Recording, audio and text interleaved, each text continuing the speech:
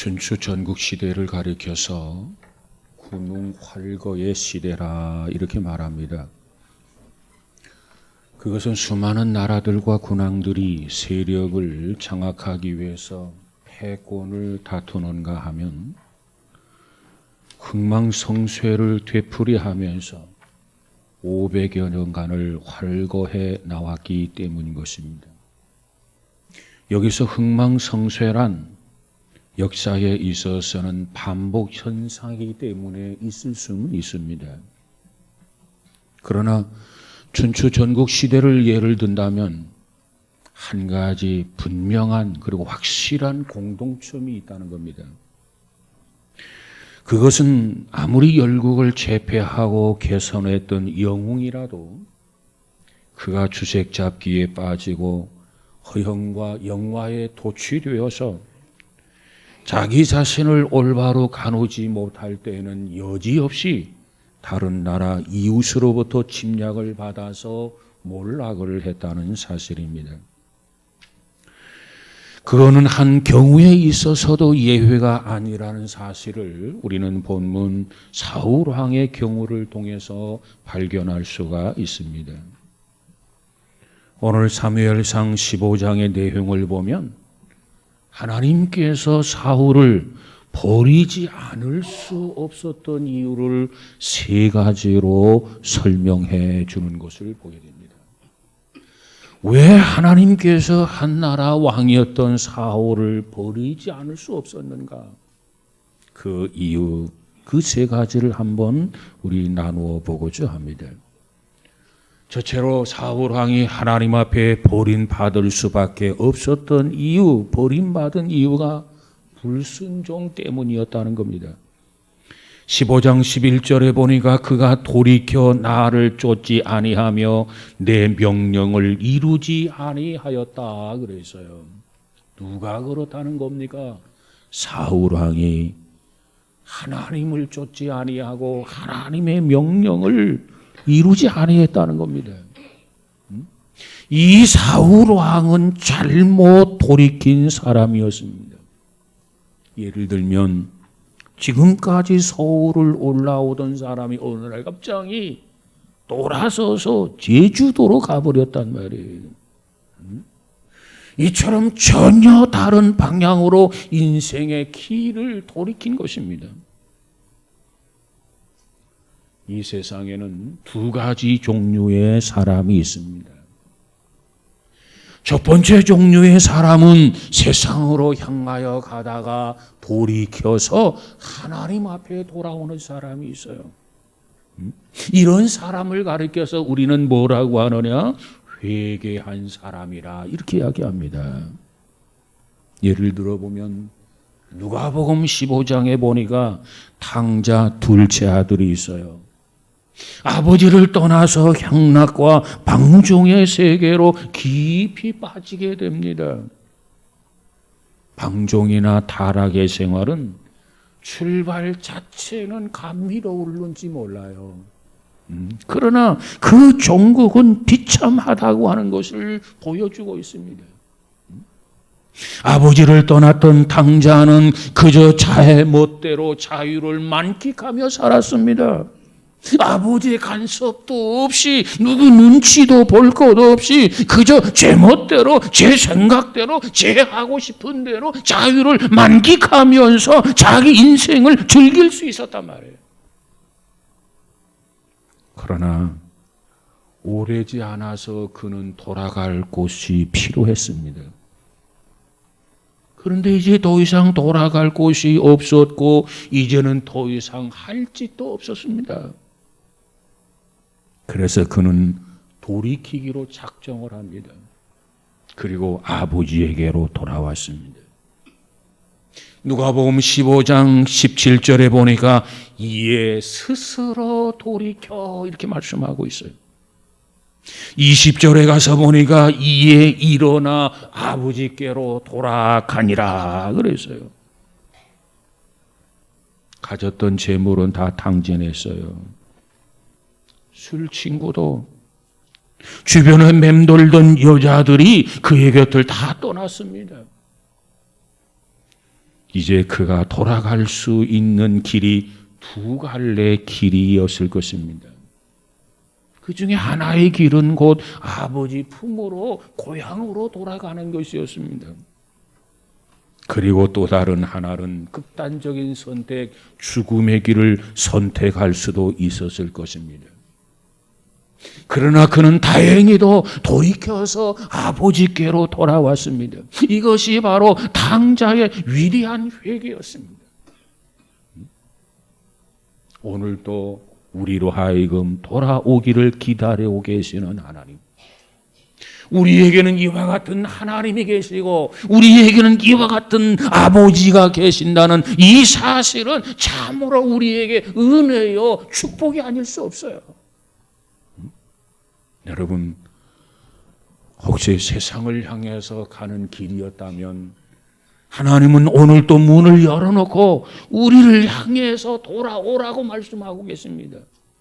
주의 음성을 듣고 천부여 의지없어서 손 들고 옵니다. 돌아올 수 있는 저와 여러분 우리 모두가 되어지기를 주님의 이름으로 축복합니다. 또 다른 한 사람은요, 지금까지 하나님을 의지하고 살았어요. 그런데 세상을 향해서 떠나가는 사람이 있어요. 이런 사람을 뭐라고 말합니까? 이런 사람을 불순종의 사람이다, 배신의 사람이다, 배교의 사람이다, 무진몽매한 사람이라 이렇게 말할 수 있습니다. 하나님을 거역하고 떠나가는 사람은 탕자가 겪었던 수모를 당하게 될 것이고 천대를 당하게 될 것이고 틀림없이 고통을 받게 될 것입니다. 생각해 보세요. 탕자가 아버지 곁을 떠났어요. 아버지 간섭이 싫었어요. 자기 자신의 자유가 구속당하는 것이 싫었어요. 그리고 떠났지만은 그가 겪었던 그 삶을 보면 어떻습니까? 결국에는 돼지들이 먹다 남은 찌꺼기를 골라 먹는 신세로 전락하게 됩니다. 이것이 바로 돼지꼴로 전락했다는 그러한 뜻이 아니겠습니까? 사필규정이란 말이 있어요. 사람이 사람의 얼굴을 하고 사람의 옷을 입었으면 사람 구실을 하면서 살아야지요. 사람의 얼굴을 하고 사람의 옷을 입었으면서 사람 구실을 하지 못하고 껍질만 사람을 뒤집어 썼을 뿐 이 속에가 돼지와 같은 그런 마음을 품고 산다면 돼지나 다름이 없지 뭐겠습니까? 윤리도 버리고 양식도 버리고 기본도 버리고 상식도 버리고 신앙도 버리고 그냥 하나님을 다 버렸어요. 하나님이 원하는 거 다 버렸어요. 그러면 돼지밥을 주워 먹는 것 당연한 일이 아니겠습니까? 시편 49편 20절에 보니까 시편 기자는 이렇게 말합니다. 존귀에 처하나 깨닫지 못하는 사람은 멸망하는 짐승 같도다. 하나님의 자녀요, 하나님의 백성이라고 하는 이 존귀함을 깨닫는다면 하나님 앞에 감사를 드리고 하나님 앞에 영광을 돌리며 살 겁니다. 그런데 이 사실을 깨닫지 못하는 사람은 멸망하는 짐승 같도다. 사울은 돌이켜서 하나님을 쫓지 않을 뿐만 아니라 하나님의 명령을 거역했습니다. 그러게 사무엘상 15장 22절 23절을 보니까 답답해서 사무엘이 사울에게 이렇게 말합니다. 아니 순종이 제사보다 낫고 거역하는 것은 사술의 죄와 같은 걸 왜 모릅니까 하면서 사무엘이 너무너무 답답해서 사울 왕을 책망을 하게 됩니다. 아니 평생을 살아가면서 더더군다나 신앙을 가지고 있다고 하는 사람이 순종하는 쪽으로 인생의 방향을 잡아야지. 왜 불순종하는 쪽으로 인생의 방향을 돌이켜서 그 길을 걸어가고 있느냐 그 말이에요. 응? 여러분, 우리 중에 어떤 사람을 보면은 긍정적인 사람이 있는가 하면 부정적인 사람이 있어요. 우리는 무엇보다도 긍정적인 사고, 긍정적인 사람으로 살아가야 됩니다. 그걸 하나님이 기뻐하시고, 그래야 내가 행복해질 수 있어. 그래야 내 마음이 변하래. 매사에 부정적으로 살아간다면 하나님을 거역하게 되고 하나님의 뜻을 거스르게 되고 자기 주장만 내세우고 그저 불평, 불만, 원망하게 된단 말이에요. 웃음을 잊어버리고 살게 된다는 겁니다. 원하기는 우리는 부정적인 방향을 잡기보다는 긍정적인 방향을 잡고 긍정적인 사고, 긍정적인 믿음으로 살아가는 저와 여러분이 되시기를 주님의 이름으로 축복합니다. 사울왕이 버림받은 두 번째 이유는 부진실 때문이었다. 다시 말하면 진실해야 함에도 불구하고 진실하지 못하게 살았다는 겁니다. 부진실. 그러면 이 사울의 부진실을 증명하는 구절을 우리는 두 군데에서 찾을 수 있습니다. 먼저 15장 15절에 보면 백성이 당신의 하나님 여호와께 제사하려 하여 양과 소의 가장 좋은 것을 남겼다. 이렇게 답변합니다. 자기가 저질러 놓고 백성이 자기 욕심으로 저질러 놓고 당신의 하나님 앞에 제사하기 위하여 좋은 거, 기름진 거, 양과 소 중에서 가장 좋은 것을 남겼다는 겁니다. 이게 뭐가 잘못이냐는 거예요. 여러분, 이 말씀에서 우리가 발견할 수 있는 건 이겁니다. 당신의 하나님이라고 하는 말, 그리고 여호와께 제사하려 하여라고 하는 말이에요. 당신의 하나님, 여호와께 제사하려 하여. 여러분, 이 두 마디를 통해서 우리는 왜 사울이 거짓말을 해가면서 이처럼 부정, 축제, 혈안이 되어 있는가라고 하는 것을 설명해 주고 있다 봅니다.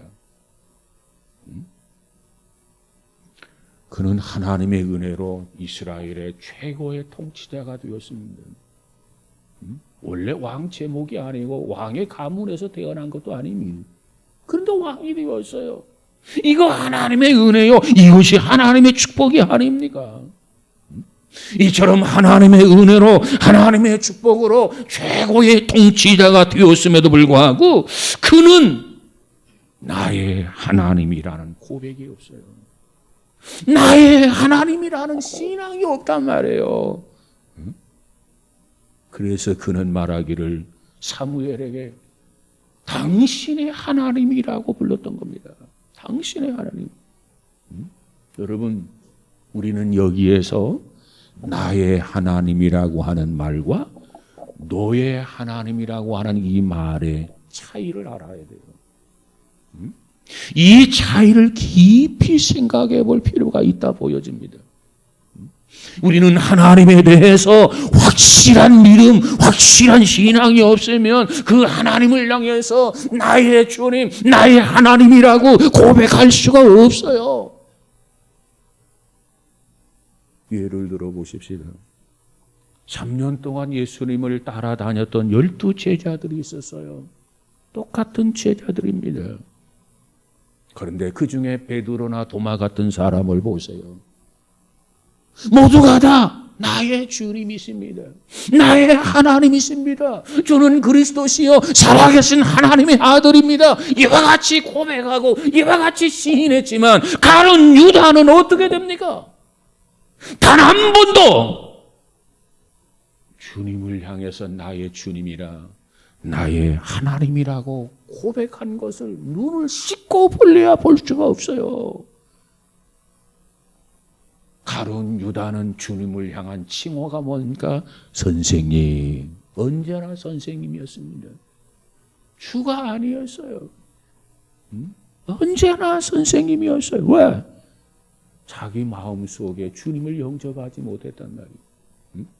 마음속에 주님이 계시고 주님이 다스리시고 주님이 지배하고 통치하고 지금도 주님 안에 있다는 사실을 한다면 어찌 주님을 향해서 나의 주님이십니다, 나의 그리스도이십니다, 나의 하나님이십니다, 이런 고백을 하지 못했을까요?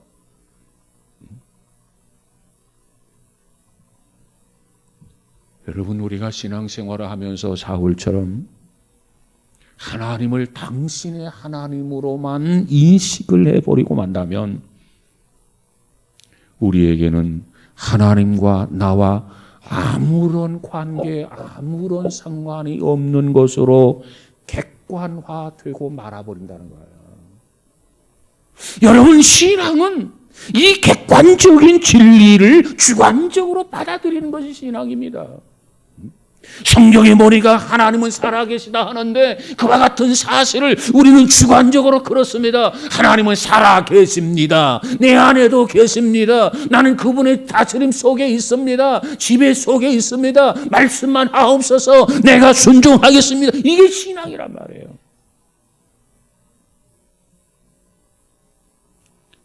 그런데 하나님과 나와 아무런 관계가 없는 객관화 되어버리고 만다면 어떻게 됩니까? 하나님을 두려워할 게 없는 거예요. 하나님 앞에 어떤 의무감도 가질 필요가 없는 거예요. 하나님의 말씀 앞에 순종할 이유도 없는 거예요. 그저 내 멋대로, 내 생각대로, 내 고집대로 살면서 죄를 범하게 되는 것입니다. 그런데 하나님이 내 안에 계시고 나를 지배한다면 어떻게 내 마음대로 살 수 있습니까? 어떻게 내 고집대로 살 수 있습니까? 결코 그렇게 살 수는 없어요. 우리가 신앙생활하는 걸 보면 하나님을 우리의 편리에 따라서 끌어당겼다가 놓았다가 하는 편리의 대상으로 하나님을 인식하고 믿고 그리고 신앙생활을 할 수도 있어요. 이건 잘못된 사고입니다. 하나님을 편리의 대상으로, 아니 어찌 보면 액세서리로 보면서 신앙생활하는 사람들이 있단 말이에요. 내가 아쉬우면 하나님하고 하나님을 끌어당겨요. 근데 아쉬운 일이 지났어요. 너의 하나님 밀어내기가 쉽다는 말입니다. 그저 급한 일이 생겼어요. 그러면 하나님하고 하나님을 찾다가도, 하나님 앞에 매어 달리다가도 급한 볼일이 끝나버리면 낯선 사람처럼 하나님을 건너다 보듯 하는 그런 신앙생활하기가 쉽다는 겁니다. 급한 일이 생겼어요. 하나님 앞에 기도해야지. 금식해야지. 철야 기도해야지. 법석을 떨다가 급한 일이 가라앉았어요. 철야 기도는커녕 기도 한 번도 안 하고 일주일을 보냅니다. 금식 기도는커녕 식사 기도도 안 하고 식사를 해요. 이런 사람이 가지고 있는 하나님은 어떤 하나님일까? 그저 아라비안 나이트에 나오는 요술쟁이 정도로 아는 사람이 아닐까, 그런 생각을 해봅니다. 여러분, 우리는 무엇보다도 하나님을 나의 하나님이다, 나의 주님이시다, 하나님이 나를 붙들고 계신다, 나와 동행하신다, 이와 같은 믿음을 가지고 살아가는 저와 여러분이 되시기를 주님의 이름으로 축복합니다. 또 한 대 구절을 보십시다. 오늘 본문 24절에서 25절을 보니까 사무엘이 사울 왕을 향하여 책망을 합니다. 그때 사울이 뭐라고 말합니까? 내가 범죄하였으니 내 죄를 사해달라, 이렇게 이야기합니다. 자, 그런데 그의 말은 허위였다는 겁니다. 허위. 여러분, 회개라는 게 뭡니까? 입술로만 회개해서 회개가 되는 게 아니에요. 뭔가 잘못되고 뭔가 탈선하고 이탈했다면 돌아서야 되는 겁니다. 돌아서야. 이게 회개예요, 회개.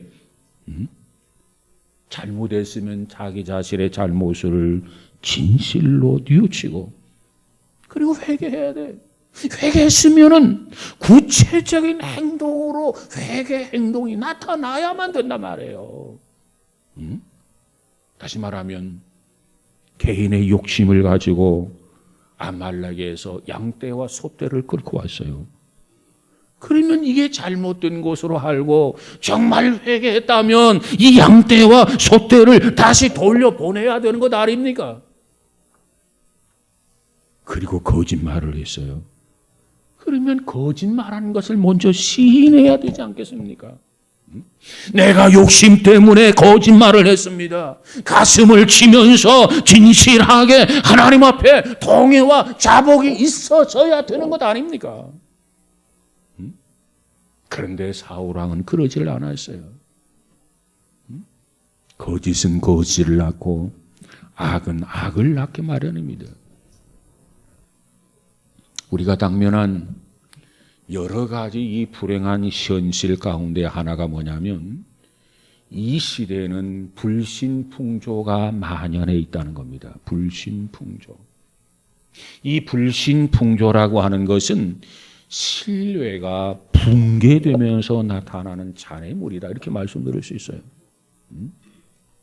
우리 사회에 빨리 하루빨리 건전한 기쁨과 아름다운 질서가 회복되어졌으면 좋겠다.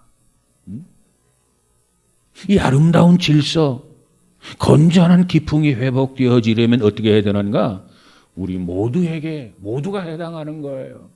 진실과 신뢰를 회복해야만 합니다.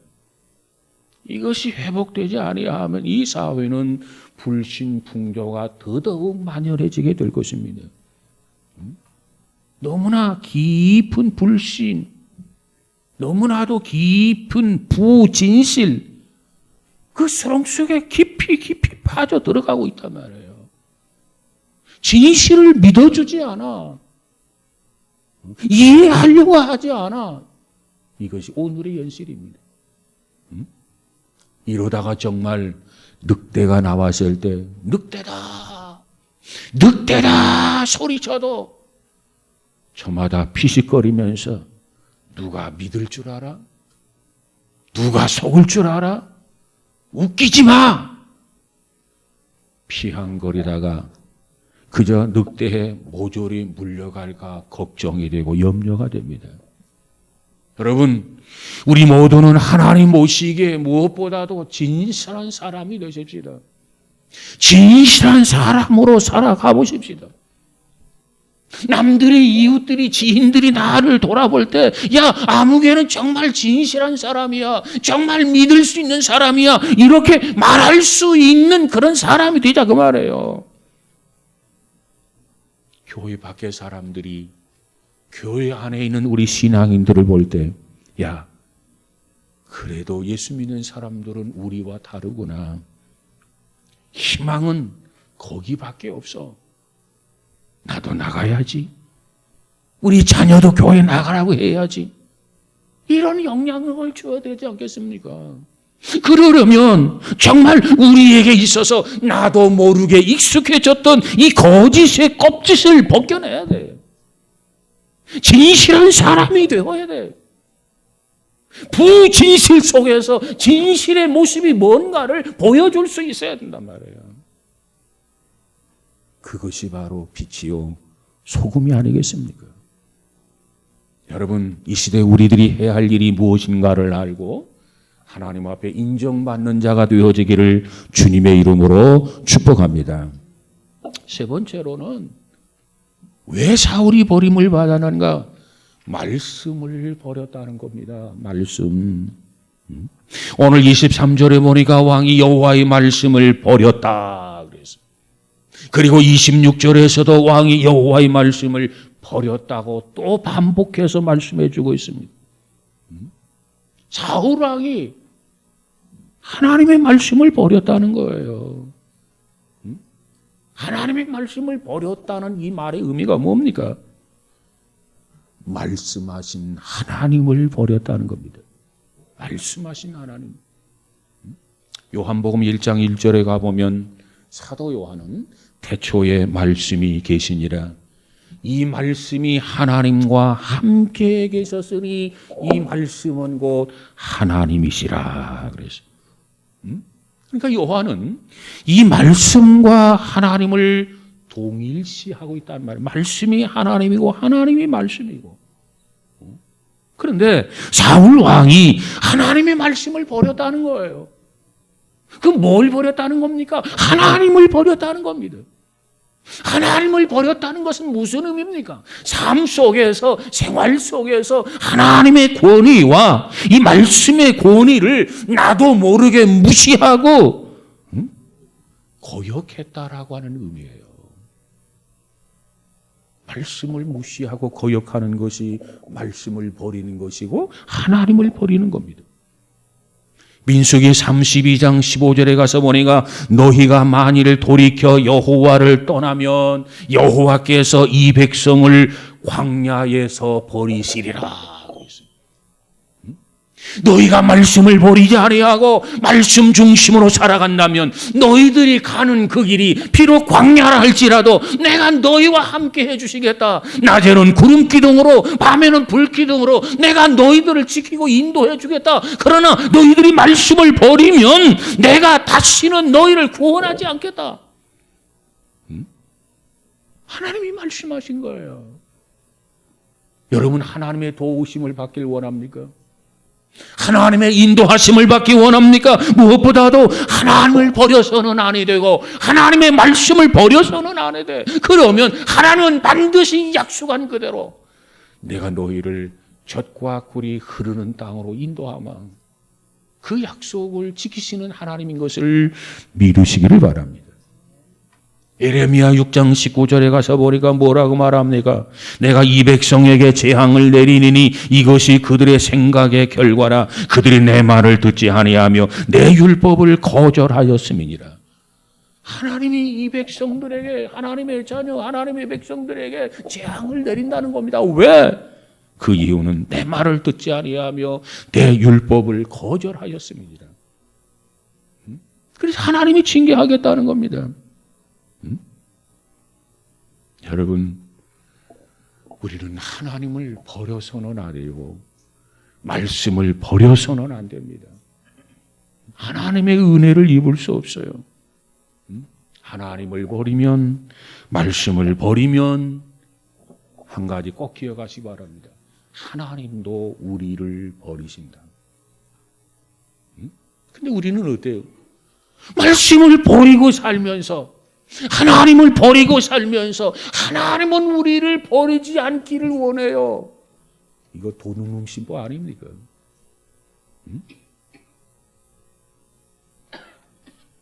예수님께서 12 제자들을 모아놓고 마태복음 10장 32절 33절에서 이렇게 말씀합니다. 누구든지 사람 앞에서 나를 시인하면 내 아버지 앞에서 내가 저를 시인할 것이다. 그러나 누구든지 사람 앞에서 나를 부르면 외면하면 나도 하늘에 계신 내 아버지 앞에서 너 외면하겠다, 부인하겠다. 주께서 제자들에게 주신 말씀입니다.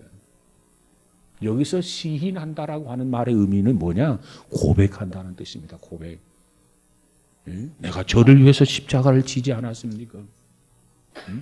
저는 십자가를 통해서 모든 죄 문제가 해결된 것 아닙니까?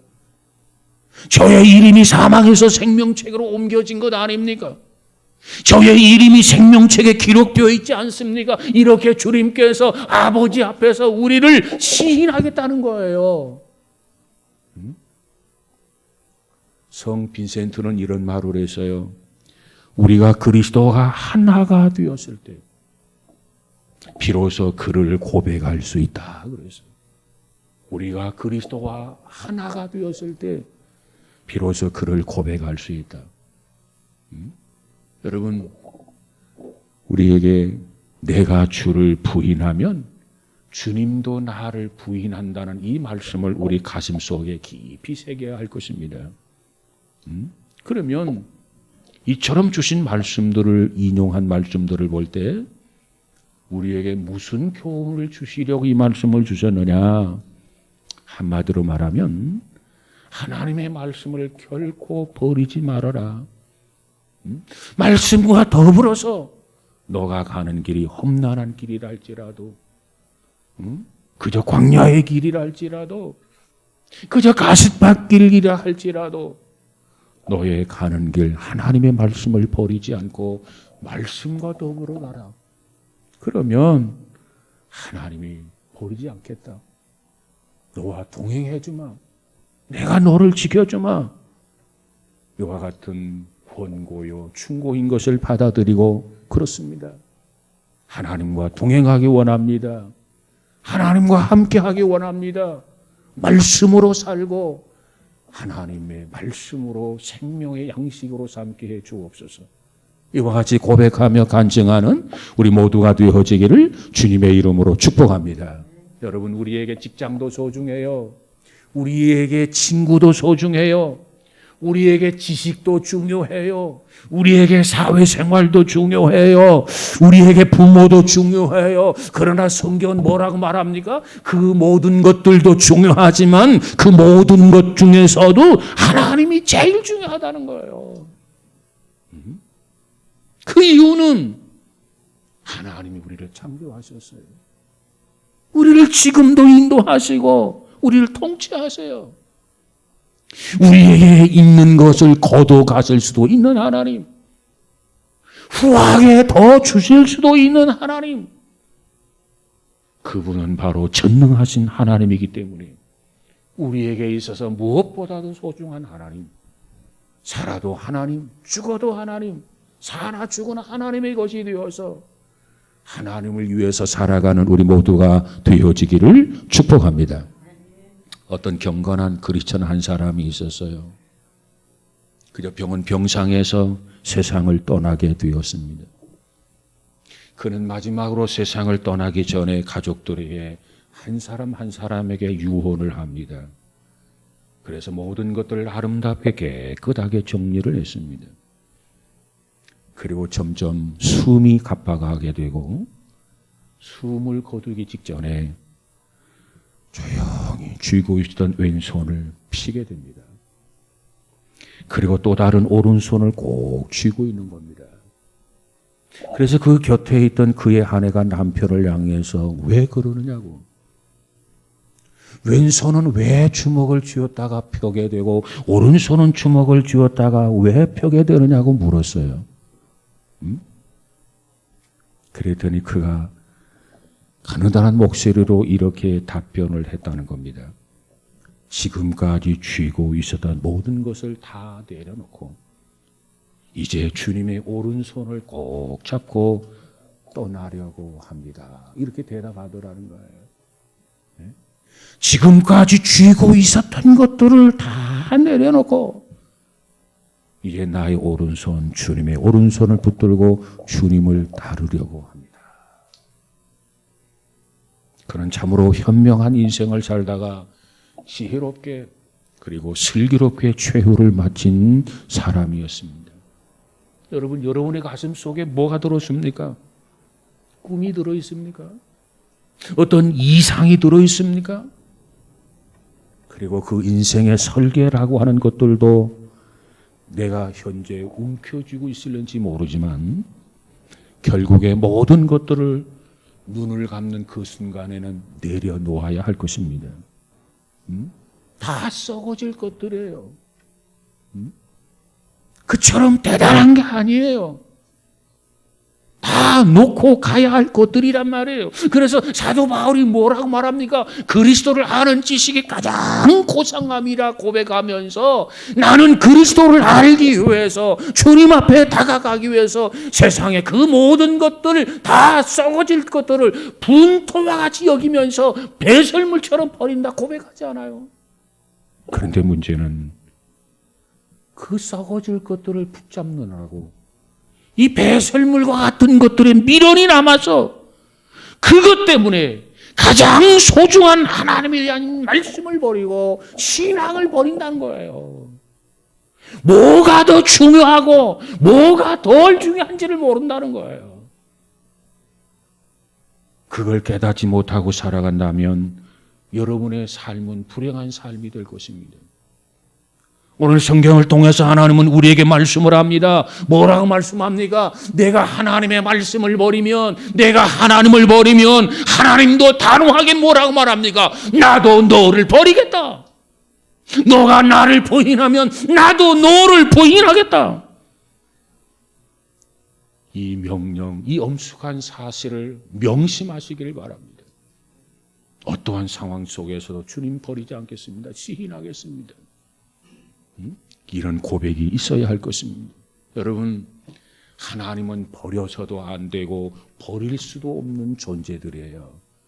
아무쪼록 우리 모두가 하나님과 더불어서 걷기도 하고 동행하면서 하나님을 기쁘고 영화롭게 해드리는 저와 여러분 우리 모두가 다 되어지기를 주님의 이름으로 축복합니다. 기도하십시다. 거룩하신 하나님 감사합니다. 사울왕이 하나님의 은혜와 축복으로 한 나라의 왕이 되었습니다. 그렇다면 하나님의 은혜로 알고 더 겸손하고 더 감사하고 더 순종하며 살았더라면 참으로 좋았을 터인데 하나님 은혜를 은혜로 알지 못하고 축복을 축복으로 깨닫지 못하고 불순종하고 부진시로 삶을 살고 또 말씀을 버리고 하나님을 등짐으로 하나님께서 그래 나도 너를 버리겠다. 하나님, 우리 모두가 불행한 인생이 아니라 행복한 인생으로 살아가게 하옵소서. 살아도 주님을 위해서 살겠습니다. 죽어도 주님을 위해서 죽겠습니다. 오직 사나 죽으나 주님밖에는 없습니다. 고백과 간증 속에 살아갈 수 있는 우리 모두들이 되어지게 하여 주옵소서. 예수님 이름으로 기도하옵나이다. 아멘.